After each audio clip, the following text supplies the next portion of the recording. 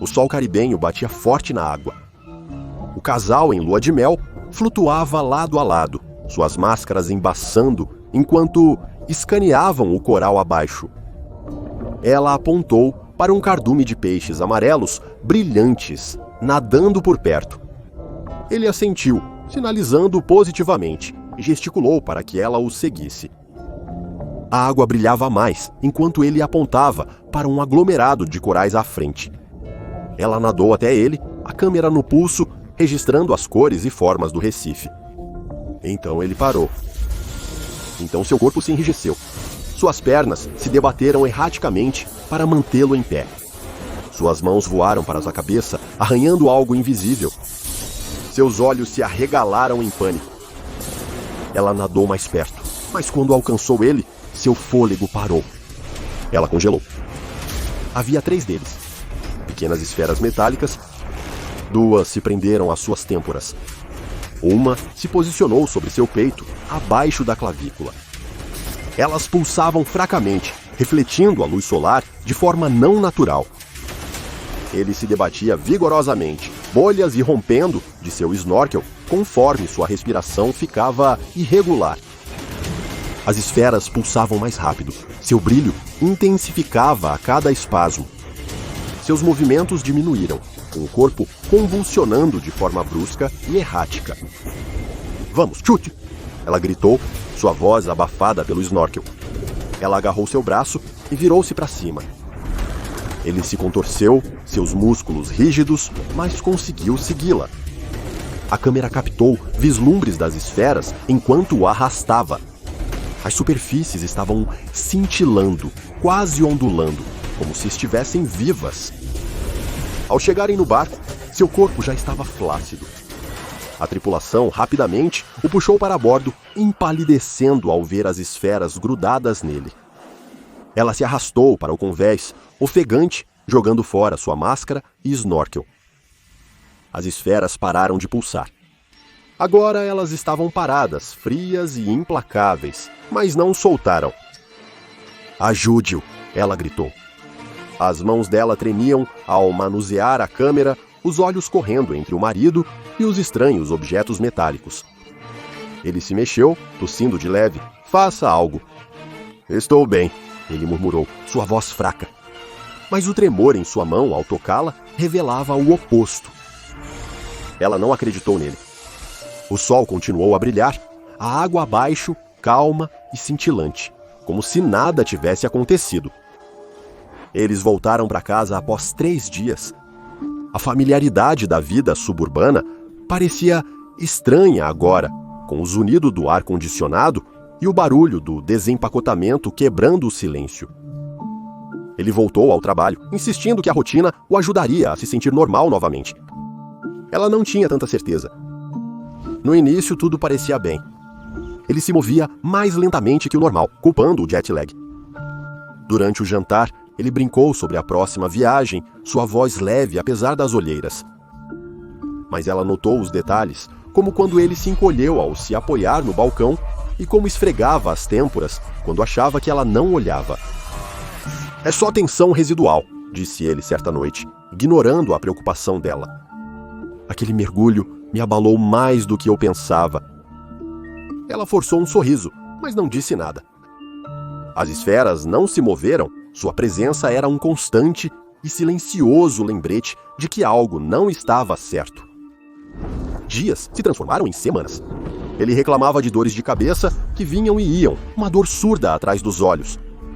Ele passou a pular refeições, pois seu apetite diminuiu. Certa manhã, ela o flagrou no banheiro, encarando seu reflexo no espelho. "O que há de errado?" ela perguntou com voz preocupada. "Nada", disse ele, virando-se rapidamente. Mas ela pegou um vislumbre do peito dele no espelho, onde as bordas da esfera pareciam ter afundado mais na pele dele. A carne ao redor estava inchada, tingida com um cinza fraco e insalubre. "Por favor", ela sussurrou, "vamos verificar isso." Ele balançou a cabeça, maxilar tenso. "Estou bem", ele respondeu bruscamente. "Apenas deixe pra lá." O tom áspero dele a silenciou, pois nunca havia falado assim com ela antes. Naquela noite, ela acordou com o som dele gemendo enquanto dormia. Seu corpo tremia sob as cobertas, o rosto coberto de suor. Ela estendeu a mão para acordá-lo, tocando seu peito. A esfera estava quente. Muito quente. Ele se impertigou, ofegante, com olhos selvagens. "Estou bem", ele ofegava, afastando a mão dela. Apenas um pesadelo. Mas sua voz vacilou, e ela via o medo que ele escondia. Na cozinha, com as mãos trêmulas, serviu-se um copo de água. A câmera ainda estava no balcão, intocada desde o seu retorno. Ela pegou, repassando as imagens. A esfera parecia pulsar no vídeo. Brilho rítmico, hipnótico e inquietante. Ela olhava fixamente para a tela, sua mente cheia de perguntas sem resposta. Lá em cima, sua respiração se tornou irregular novamente, um som que não pertencia à quietude de sua casa. Algo estava errado e só estava piorando. O banheiro estava cheio de vapor, o leve aroma de lavanda se espalhava pela casa. Ele preparou um banho, murmurando sobre relaxar seus músculos doloridos. Ela concordou, distraída, focada em arrumar a cozinha. O som da água correndo era reconfortante, quase normal, no silêncio tenso que havia preenchido a casa deles na última semana. Ele se abaixou na banheira, a água morna batendo em sua pele. Por um momento, a tensão em seu corpo pareceu diminuir. Ele suspirou, encostando-se na porcelana. Suas mãos descansavam nas bordas da banheira, dedos relaxados, seus olhos se fechando devagar. A dor o atingiu. Um calor ardente e insuportável começou em seu peito, irradiando para fora. Ele ofegou, agarrando a esfera acima de seu externo. A superfície metálica queimava sob suas fonas dos dedos, suas bordas pulsando. Sua cabeça se jogou para trás, os olhos arregalados, enquanto a agonia se espalhava para suas têmporas. Ele conseguiu dizer com a voz estrangulada e quebrada. Suas mãos arranhavam as esferas imóveis. Em vez disso, elas pulsaram mais rápido, seu brilho se intensificando. A primeira explodiu. Ele gritou, o som cru e primal ecoando nas paredes de azulejo.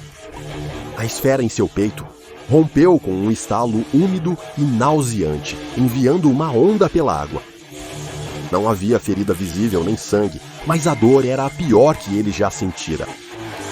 Sua visão embaçou, as bordas escurecendo, quando a segunda esfera irrompeu, seus fragmentos se dissolvendo no nada. No andar de baixo, ela congelou, quando o grito dele quebrou o silêncio. "Você está bem", ela gritou, já correndo em direção às escadas. O pânico subiu em seu peito, enquanto ela subia aos degraus, 2 de cada vez. A porta do banheiro estava entreaberta, vapor se espalhando pelo corredor.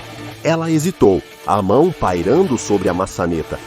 "Querido", ela sussurrou, sua voz tremendo ao empurrar a porta aberta. Ela parou de repente. Ele estava desmoronado na banheira, com a cabeça inclinada para trás anormalmente. A água estava escura e turva, com um brilho oleoso que se apegava à porcelana. Seu rosto estava congelado em uma expressão de puro terror, seus olhos largos e sem ver. As esferas se foram. Leves indentações marcavam sua pele, como se algo tivesse cavado fundo, sem deixar nada para trás. Ela sussurrou, quase inaudível. Ela tropeçou para frente, agarrando-se às bordas da banheira. "Acorde, por favor, acorde." Ela o sacudiu, seus dedos afundavam em seus ombros, seu corpo estava flácido, não reagia. A água esguichava ao redor dele, o resíduo oleoso aderindo à sua pele. Uma onda baixa e suave se espalhava na superfície, movendo-se com um propósito. Ela não podia compreender. Seu fôlego engasgou. A onda se moveu novamente, desta vez contra a corrente. Como se viva, ela cambaleou para trás, o coração acelerado. Correu escada abaixo, direto para a câmera. Ainda estava sobre o balcão desde cedo. Ela pegou a lente desajeitadamente, desesperada, para documentar o que sabia que ninguém acreditaria. Mas quando ela chegou ao banheiro, a água ainda estava lá, porém, sem o movimento das ondas, deixando apenas o zumbido suave da casa e o peso do silêncio, pressionando-a. Ela largou a câmera, suas pernas dobrando-se sob ela à medida que a realidade se instalava. Então, ele se foi. A água da banheira cintilava fracamente, o resíduo oleoso girando mais uma vez antes de se acalmar. As luzes fluorescentes no necrotério zumbiam, projetando um brilho estéril sobre a mesa de aço frio onde seu corpo jazia. Um lençol o cobria, escondendo o olhar de terror congelado em seu rosto desde que foi encontrado. Os médicos legistas, com as mãos enluvadas, pairando hesitantes, estavam sobre ele.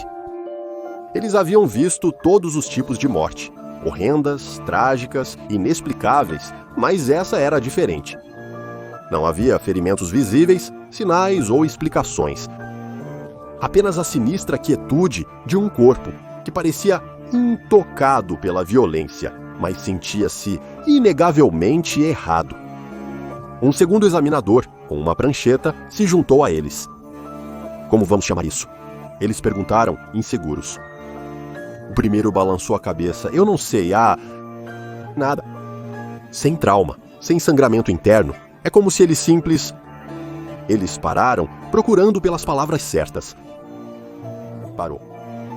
Ela estava na sala de espera, os dedos apertando a alça da bolsa com tanta força que os nós dos dedos embranqueceram. Seus olhos estavam vazios, avermelhados de tanto chorar. A câmera em seu colo continha o cartão de memória com as filmagens que ela assistiu repetidamente para contar. Cada visualização gravava as mesmas perguntas em sua mente. O que eram aquelas esferas? Por que eles o escolheram? E o que eles fizeram com ele? Quando o legista chegou, ela se ergueu, esperança e medo em conflito em seu semblante. Você encontrou alguma coisa? Ela perguntou, sua voz falhando. O examinador hesitou e balançou a cabeça de forma solene. Você tem que continuar procurando. Eram essas coisas, ela disse, a voz dela se elevando. Ela ergueu a câmera, segurando-a como uma tábua de salvação. As esferas. Tenho vídeos deles. Precisa ver. Em um escritório pequeno e mal iluminado, imagens eram exibidas em um monitor. Ela sentou ao lado de um detetive, com o médico legista em pé atrás deles, rígido. O cômodo era apertado. Os únicos sons eram o zumbido do computador e os cliques do mouse enquanto o vídeo era rebobinado. Na tela, o mundo subaquático piscava a vida, os recifes de coral brilhavam, os peixes se atiravam e então lá estava ele, se debatendo na água. Ela adiantou o vídeo para um momento que quase não suportava ver. Ali, ela disse com a voz tensa. Bem ali. A tela congelou em seu corpo contorcido. As esferas metálicas se prendiam a ele, pulsando a luz solar filtrada. O detetive aproximou-se, apertando os olhos. Os olhos do médico legista se arregalaram. O que diabos são esses? O detetive murmurou, seu tom mudando de cético para alarmado. Ela apertou o play e as esferas se moveram, com sutis ondulações em suas superfícies, como se vivas. Quando o vídeo terminou, ninguém falou. Eles estavam em cima dele quando retornamos ao barco, disse ela, com a voz trêmula. Eles nunca saíram e então eles simplesmente desapareceram. O detetive recostou-se, sua expressão indecifrável. Mas silêncio preencheu o quarto. Os dias passaram. As filmagens foram analisadas, questionadas e descartadas pelas autoridades. Eles chamaram isso de um acidente estranho, algum tipo de toxina marinha não detectada. As esferas, disseram eles, provavelmente eram uma ilusão óptica causada pela refração da luz subaquática. Ela argumentou, implorou e mostrou a eles as filmagens várias vezes, mas foi em vão. Eles não queriam ouvir. Você não acredita em mim, ela sussurrou ao detetive na última reunião. Sua voz estava apática, sem esperança. As filmagens chegaram à fundação silenciosamente, passaram por sussurros e canais não oficiais. Alguém, Em algum lugar, havia sinalizado, marcado como impossível de explicar e muito perigoso para ignorar. Em uma sala estéril e segura, sem janelas, as filmagens foram reproduzidas novamente. A tela iluminou os rostos de 2 agentes lado a lado. Suas expressões permaneceram neutras, profissionais, enquanto as esferas pulsavam na tela, grudando no marido como parasitas. "Pause", disse um agente, a voz calma, mas firme. O vídeo congelou, capturando as esferas em meio ao pulso. O agente se aproximou, seus olhos atentos examinando a superfície ondulada. "Não orgânico", eles murmuraram, mas também não mecânico. "Algo intermediário." O outro agente acenou com a cabeça. "Envie uma equipe de recuperação." A batida soou tarde da noite, clara e intencional. Ela abriu a porta, hesitante, segurando seu roupão ao redor dela. 2 homens de terno escuro estavam no seu alpendre com semblantes sérios. "Senhora", um deles começou, seu tom curto mais educado. "Precisamos falar com você sobre seu marido." Seu coração afundou. "A polícia já me informou que não pode fazer mais nada." "Não somos a polícia", afirmou o segundo homem. "Somos especializados em casos únicos." Ela hesitou, seus instintos mandavam fechar a porta, mas a curiosidade, ou talvez o desespero, a manteve enraizada. "O que você quer?" "Apenas um esclarecimento", disse o primeiro homem. Ele desviou o olhar dela para a câmera sobre a mesa de café atrás. "Podemos entrar?" Eles fizeram perguntas precisas e fundamentadas. Por quanto tempo o marido dela esteve exposto? O que exatamente ela viu? Ela notou algo incomum sobre as esferas? Ela respondeu o melhor que pôde, mesmo com as memórias desconexas, como peças de um quebra-cabeça que não se encaixavam. Eles mantiveram o foco inabalável, mesmo quando ela vacilou. Um deles gesticulou em direção à câmera. "Vamos precisar pegar isso." A pegada na alça apertou. "Por quê?" "É procedimento padrão", respondeu o agente, seu tom paciente, mas firme, para garantir uma investigação minuciosa. Ela queria protestar e exigir respostas, mas sua exaustão tornou a resistência sem sentido. Com as mãos tremendo, ela entregou a câmera. "Obrigado", disse o agente. "Cuidaremos de tudo daqui em diante." Horas depois, sentada na mesa da cozinha, ela olhava fixamente para a xícara de chá, intocada. Suas memórias pareciam nebulosas, como um sonho vago. Os agentes e a câmera tinham partido, mas ela não recordava com exatidão os detalhes da visita deles. Algo estava faltando, algo importante. Mas ao tentar se concentrar nisso, seus pensamentos fugiram.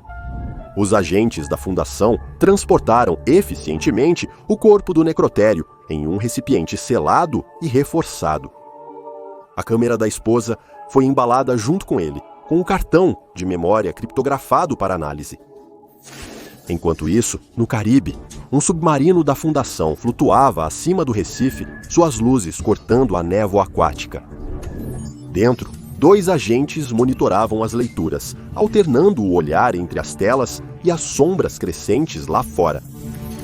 "Este é o local", disse um deles, sua voz estalando através das comunicações. Confirmada a resposta do segundo submersível, estacionado a centenas de metros de distância. "Equipe de mergulho, prossiga." 2 mergulhadores deixaram o veículo, seus trajes reforçados com camadas de materiais resistentes a anomalias. Eles desciam lentamente em direção ao Recife, com movimentos cuidadosos e deliberados. Um coral multicolorido se estendia à frente, mas os mergulhadores não estavam lá pela paisagem. O foco deles estava nos brilhos metálicos entre os galhos de coral. Um deles sussurrou, como se temesse perturbar a água ao redor. As esferas permaneciam imóveis, agrupadas como predadores à espreita. Suas superfícies lisas e iridescentes capturavam e dobravam a luz, parecendo vivas. O segundo mergulhador murmurou, sua voz abafada, mais alta que o previsto. um braço robótico de um equipamento do mergulhador se estendeu, agarrando uma cápsula de recuperação projetada para isolar e conter objetos perigosos. Quando o braço alcançou a esfera mais próxima, a água se moveu. A esfera se moveu de leve, parecendo ciente da presença deles. "Mantenha a posição", ordenou o mergulhador líder com voz tensa. Com firme não agressivo, a esfera permaneceu imóvel, mas seu pulsar fraco e rítmico se tornou visível como se medisse os intrusos. Cuidadosamente, o braço pegou a esfera e a guiou em direção à cápsula. O resto do aglomerado não reagiu. Os mergulhadores capturaram mais 3 espécimes, um por um. Cada um foi cuidadosamente isolado em sua própria cápsula. A tensão nos submarinos só diminuiu quando os mergulhadores estavam em segurança e a aeronave começou a subir. "Espécime assegurado", informou o agente líder, retornando à base. Os espécimes chegaram à instalação da fundação sob forte segurança. A equipe de pesquisa se reuniu no laboratório de contenção, com suas ferramentas em bandejas de aço inoxidável. Câmeras em braços robóticos sobrevoavam o espécime, transmitindo ao vivo para a sala de observação. "Começaremos com uma amostra física", disse o pesquisador-chefe, vestindo luvas reforçadas. "Proceda com cuidado." Um braço robótico se estendeu para o tanque, segurando um bisturi resistente a anomalias. O braço se movia devagar, o bisturi se aproximando da esfera. No momento em que a lâmina fez contato, a esfera reagiu. Uma forte vibração propagou energia para fora. O som agudo que se seguiu era ensurdecedor, perfurando o ar como uma sirene. Os pesquisadores agarraram suas orelhas, alguns caindo, enquanto o vidro da unidade de contenção se fragmentava em padrões de teia de aranha. "Desligue isso!" gritou o pesquisador líder, quase inaudível devido ao barulho. A vibração cessou tão de repente quanto começou. A esfera voltou à calmaria, sua superfície intacta pelo bisturi. Os pesquisadores se levantaram cambaleando, alguns ainda segurando as orelhas. "Relatório de status", exigiu o pesquisador líder. "O vidro de contenção está comprometido", relatou um técnico com a voz trêmula. 60%. Danos auditivos em pelo menos 5 pessoas. "Encerre o experimento", ordenou o pesquisador sombrio. "Por agora terminamos aqui." Durante a evacuação do laboratório, as esferas permaneciam em seus tanques, silenciosas, mas inquestionavelmente conscientes. Na sala de observação, o pesquisador-chefe encarava o vidro quebrado no monitor. "Não é apenas reativo", murmuraram. "Ele se defende, pois sabe que está sendo observado." O laboratório de contenção estava tenso, o ar pesado de antecipação. O vidro quebrado foi trocado por uma liga mais forte, e cada movimento na sala parecia intencional. Todos permaneciam em silêncio, enquanto os técnicos trabalhavam em suas estações, calibrando o equipamento para a próxima fase de testes. "Comece os estímulos", ordenou o pesquisador-chefe. A voz deles estava estável, embora os dedos tocassem nervosamente na borda do console. Na sala de observação, monitores cintilavam, enquanto luzes coloridas piscavam nos tanques de contenção, iluminando as esferas em vermelho, azul e branco. As esferas não reagiram. Em seguida, uma série de tons crescentes foram reproduzidos, cada um projetado para provocar uma resposta. Ainda assim, as esferas flutuavam, sem vida e imóveis. "Eles estão sem reação", murmurou um técnico, rabiscando notas rapidamente. O tom deles revelava a frustração de quem estava ali há muito tempo. Mesmo que antes. O pesquisador principal olhou para o técnico com um olhar enigmático. Eles ajustaram os controles, sinalizando para o braço robótico.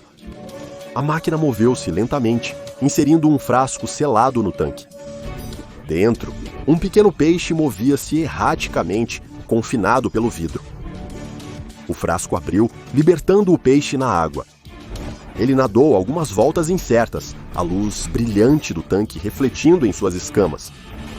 Então ele parou As esferas se moveram como uma só. Filamentos dispararam da mais próxima, incrivelmente rápidos e delicados. Eles se enrolaram ao redor do peixe, imobilizando-o. O peixe se convulsionou violentamente, seu corpo se contorcendo de maneiras que desafiavam o movimento natural. Em segundos, ele estava imóvel. Suas cores vivas esvaíram-se para um cinza sem vida. Os técnicos olharam para o monitor, esquecendo suas anotações. Ele foi treinado, disseram finalmente, as palavras quietas, quase reverentes. O pesquisador líder se levantou tenso. Finalizar os testes por hoje? Todos, exceto o pesquisador líder, deixaram o laboratório. Ele estava encurvado sobre um console, com a luz da tela projetando sombras em seu rosto. A atenção dele se deslocou para o tanque. O pesquisador se levantou e tirou as luvas. Eles olharam para o tanque com uma expressão que misturava curiosidade e desafio. É reativo, eles murmuraram para ninguém. Suas mãos flexionavam como se testassem o ar, hesitando. Mas por quê? Seu olhar saltou para a câmera de segurança. Estava desligada, uma decisão intencional de horas antes. Respirando fundo, eles se aproximaram do tanque, removendo a tampa com cuidado e precisão. A esfera permaneceu imóvel, sua superfície opaca e ordinária. A mão do pesquisador pairou sobre a água por um momento, antes de mergulhá-la, o líquido frio mordendo sua pele. A princípio nada aconteceu. Então, com uma velocidade aterradora, a esfera irrompeu a vida. Filamentos saltaram, envolvendo seu pulso. Eles gritaram, seu corpo se contorcendo como se tivesse sido atingido por uma corrente elétrica. Os alarmes dispararam, banhando a sala em uma luz vermelha pulsante. Momentos depois, o pessoal da segurança irrompeu com as armas em punho. Eles hesitaram diante da visão do pesquisador convulsionando. O corpo contorcido em ângulos antinaturais, a esfera pulsando ritmicamente, como se tivesse batimento cardíaco. Faça alguma coisa! Um guarda latiu, mas seu colega permaneceu paralisado, os olhos fixos na cena. O pesquisador desabou abruptamente. Os filamentos se retraíram, deixando a esfera estática e silenciosa novamente. Um médico correu para andar a figura caída, seus movimentos rápidos e eficientes. Eles se ajoelharam próximo ao corpo, buscando um pulso. O desfecho foi rápido e decisivo. Relatórios inundaram, protocolos reescritos durante a noite. Os tanques foram atualizados, reforçados com materiais experimentais resistentes às explosões repentinas de energia. É proibido se aproximar das unidades de contenção sem autorização. A SCP-371, uma anomalia precária, agora é classificada como euclidiana. O SCP-371, similar a bacteriófagos superdimensionados com superfícies iridescentes metálicas, apresenta uma combinação de características biológicas e anômalas que o tornam enigmático e letal. Descoberto no Caribe, o SCP-371 demonstra comportamento predatório, apegando-se a organismos hospedeiros, incluindo humanos.